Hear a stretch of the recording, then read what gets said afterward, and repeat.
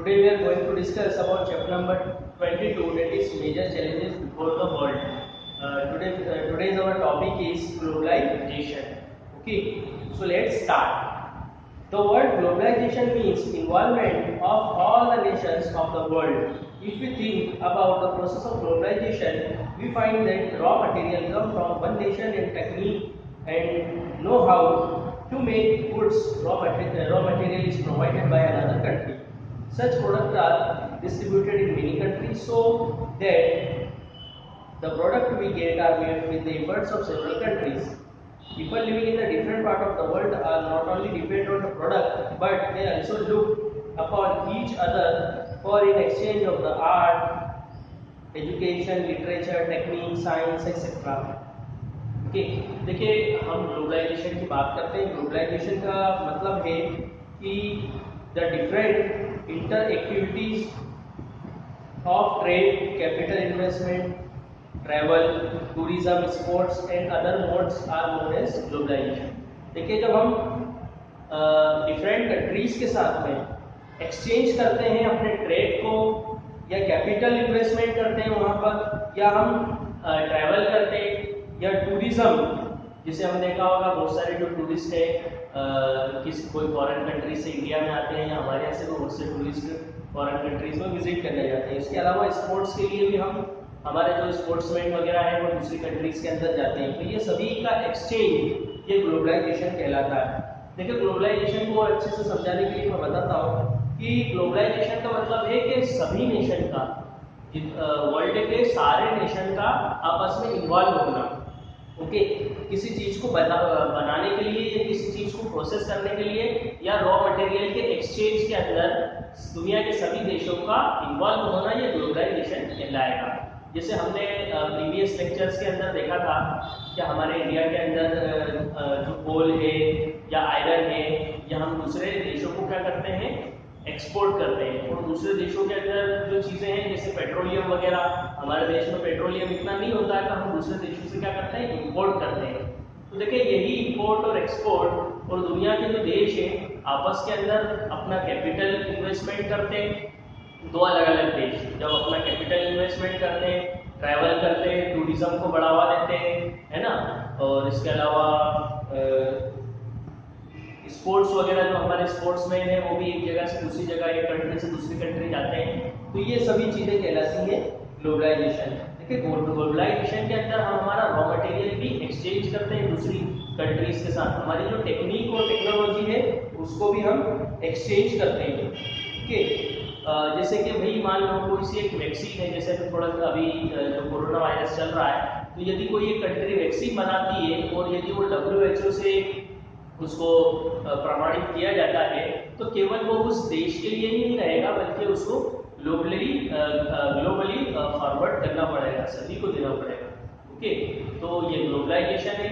जैसे कि कोई सी टेक्नोलॉजी अमेरिका के अंदर है, जैसे अमेरिका से हम हथियार वगैरह खरीदते हैं, तो जो टेक्नोलॉजी वहाँ पर है हाई टेक्नोलॉजी, तो केवल वो वहाँ के लिए नहीं है बल्कि वो हमें भी देते हैं, हमें भी बेचते हैं। और हमारे पास में जो चीज़ें होती है, हमारे पास में जो ज़्यादा है रॉ मटेरियल है या मिनरल है या मिनरल रिसोर्सेस है, तो ये हम दूसरे देशों को क्या करते हैं, बेचते हैं, एक्सपोर्ट करते हैं। जैसे हमारे यहाँ का एग्रीकल्चरल प्रोडक्ट ये बहुत सारे देशों में एक्सपोर्ट होता है, गल्फ कंट्री वगैरह, दुबई वगैरह में एक्सपोर्ट होता है हमारे यहाँ का एग्रीकल्चरल प्रोडक्ट वगैरह। ओके, और दूसरे देशों से हम बहुत सारा रॉ मटेरियल लेते हैं, टेक्निक लेते हैं, टेक्नोलॉजी लेते हैं, हथियार वगैरह ये सब बाय करते हैं। तो दुनिया का देशों का आपस के अंदर इंटरलिंक्ड हो जाना, या इनको कहना कि इंटर रिलेटेड होना, ये ग्लोबलाइजेशन कहलाएगा। ओके, आगे देखते हैं। The process of globalisation makes nation interdependent on each other and minimises distances. अब देखिए ग्लोबलाइजेशन होने की वजह से जो दुनिया के अलग अलग देश है वो एक दूसरे के ऊपर इंटरडिपेंडेंट हो गए, और उन दोनों के बीच में जो गैप थी वो गैप दूर हो गई है। ओके, हमारी कंट्री भी दूसरी कंट्रीज के ऊपर डिपेंड करती है ना, बहुत सी चीज़ों के अंदर, और इसके अलावा हम हमारे यहाँ से बहुत सी चीज़ें एक्सपोर्ट भी करते हैं। First, this is the global centralisation system. तो देखिए ग्लोबलाइजेशन एक ग्लोबल सेंट्रलाइजेशन सिस्टम है ना, इससे दुनिया के लगभग सभी देश सेंट्रलाइज्ड हो चुके हैं। The trade forces which act in domestic markets, their expansion beyond national limits is called globalization. The trade forces which act in domestic markets, their expansion beyond national limits is called globalization. अब देखिए globalisation को समझने का एक और तरीका है, आप यूँ समझ लीजिए ग्लोबलाइजेशन को कि पहले हमारे नेशनल मार्केट में या हमारे भारत के अंदर कोई सी चीज़ या कोई सा जो प्रोडक्ट है या कपड़ा है वो बिक रहा था, कोई इंडस्ट्रीज और फैक्ट्रीज, जैसे आप रेमंड्स का नाम ले लीजिए, रेमंड्स के जो कपड़ा है वो हमारे नेशनल मार्केट के अंदर एक समय तक बिक रहा था और बिकता रहा। लेकिन जब इसने नेशनल को छोड़ के या नेशनल के साथ साथ इंटरनेशनल पोजीशन भी अपनी बना ली तो ये ग्लोबलाइजेशन हो गया। ओके, जैसे हमारे यहाँ महिंद्रा की जो या हमारे जो टाटा वगैरह की जो कारें होती हैं, तो जब इसने इंडिया के अलावा दूसरे देशों के अंदर भी अपना मार्केट बना लिया तो अब ये ग्लोबलाइजेशन हो गया, ये ग्लोबल कंपनी हो गई। अब हम बात करेंगे बेनिफिट ऑफ ग्लोबलाइजेशन की। ग्लोबलाइजेशन के बहुत सारे फायदे हुए, जैसे flow of capital increases through globalisation. जो कैपिटल का फ्लो है वो बढ़ा है, कैपिटल का जो फ्लो है ना, वो बढ़ा है। Increase in the international production, international production के अंदर वृद्धि हुई है, ये भी बढ़ा है। Growth of international cooperation and competition, इसके अलावा इंटरनेशनल कोऑपरेशन भी बढ़ा और साथ में कंपटीशन भी बढ़ गया। मल्टीनेशनल कंपनीज है वो vital role in the globalisation. देखिए मल्टीनेशनल कंपनी का काफी बड़ा और अहम रोल रहता है ग्लोबलाइजेशन के अंदर। मल्टीनेशनल कंपनी वो कंपनियां होती है कि जो एक से ज्यादा देश के अंदर अपने प्रोडक्ट को सेल करती है, उसको हम कहते हैं मल्टीनेशनल कंपनी। बहुत सारी मल्टीनेशनल कंपनियां भारत के अंदर भी हैं और वो सक्सेसफुली वर्क कर रही है। Okay, multinational companies have set up various industries and invest capital in our country.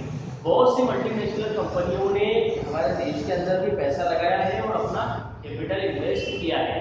तो मल्टीनेशनल कंपनी वो कंपनी है जो एक से ज्यादा देशों के अंदर अपने प्रोडक्ट को सेल करती है। जैसे बहुत सारी सोप की इंडस्ट्रीज है ना, वो मल्टीनेशनल है। इसके अलावा बहुत सारे जो हमारे टूथपेस्ट वगैरह की कंपनी है वो मल्टीनेशनल है। मतलब इनका एक से ज़्यादा देशों के अंदर मार्केट है। यदि आप इंडिया में हैं तो आप उसको इस्तेमाल कर रहे हैं, यदि आप दूसरे देशों में जाएंगे वहाँ भी आपको देखने को मिलेगा कि ये जो प्रोडक्ट है तो हमारे इंडिया में होता है, यहाँ भी है। तो इससे आपको समझ में आता है कि ये जो कंपनी है ये मल्टीनेशनल कंपनी है। ओके, अब हम देखते हैं एडवर्स इम्पैक्ट ऑफ ग्लोबलाइजेशन। देखिए ग्लोबलाइजेशन के कुछ नेगेटिव इफेक्ट भी हुए, पॉजिटिव इफेक्ट तो इसके हुए हैं, हमने देखे हैं कि जो कैपिटल है स्मूथली फ्लो हो रहा है ना, जिससे हमारी थोड़ी डेवलपमेंट भी हुई है। लोगों को जॉब्स के और नौकरी वगैरह के जो चांसेस है वो भी बढ़े हैं ग्लोबलाइजेशन की वजह से।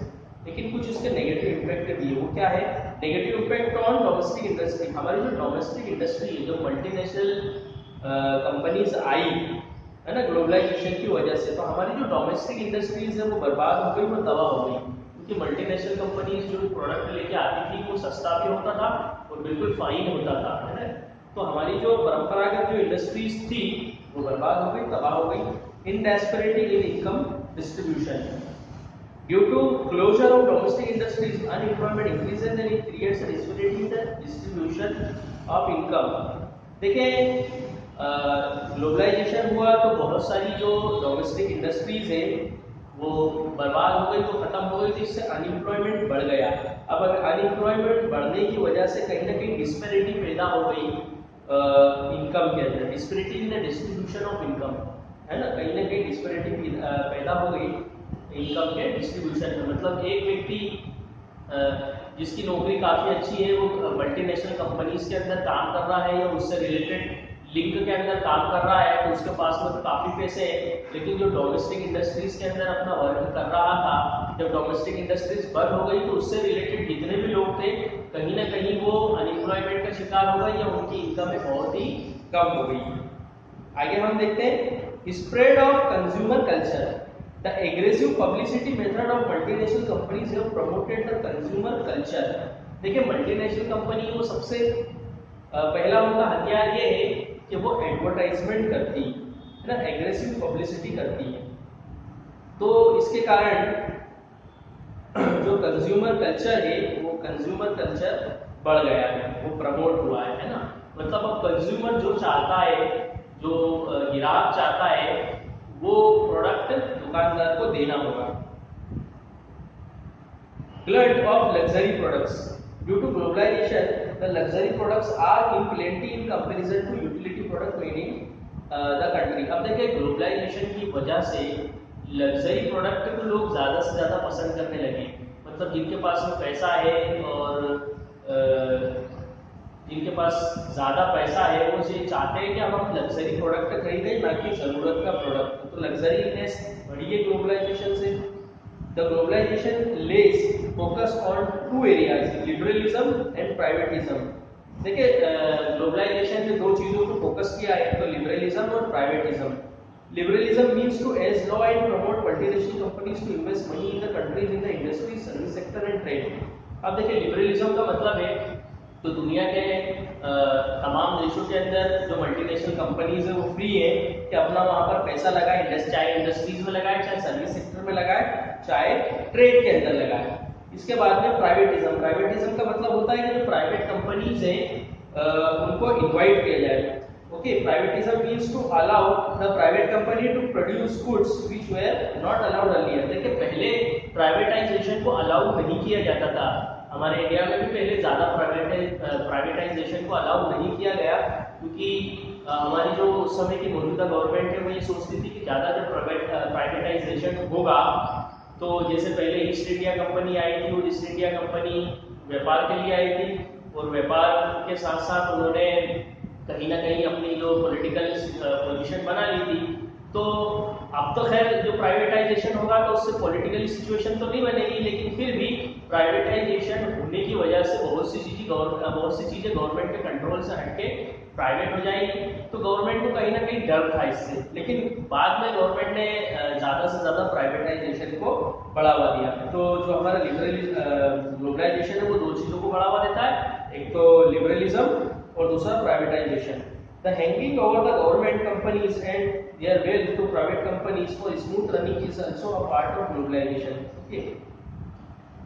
तो देखिए गवर्नमेंट को यही चीज़ सता रही थी कि जो गवर्नमेंट की इंडस्ट्रीज है और गवर्नमेंट की फैक्ट्रीज है, यदि प्राइवेटाइजेशन हम करते हैं या ग्लोबलाइजेशन जो होता है तो उसकी वजह से उनको कहीं ना कहीं नुकसान हो सकता है। तो देखिए बहुत से सेक्टर्स के अंदर ऐसा हुआ भी। खैर अब नेक्स्ट हमारा टॉपिक है टेररिज्म, ये हम कल के लेक्चर्स के अंदर देखेंगे। तो आज के लिए बस इतना ही। जय हिंद, जय भारत।